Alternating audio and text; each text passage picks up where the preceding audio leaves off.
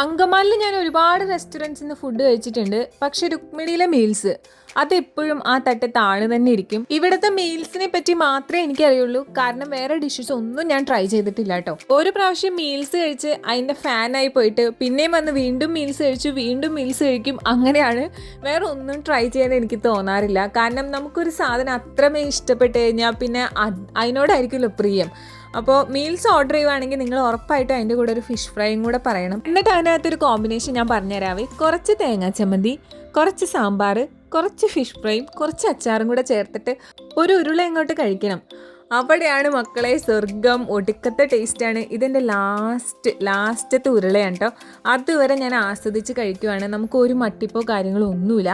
പിന്നെ പായസവും കൂടി ആകുമ്പോഴാണ് ഇത് കംപ്ലീറ്റ് ആവുന്നത്. പിന്നെ ലൊക്കേഷൻ വരുന്നത് നമ്മുടെ ലിറ്റിൽ ഫ്ലവർ ഹോസ്പിറ്റലിൻ്റെ അടുത്താണ്.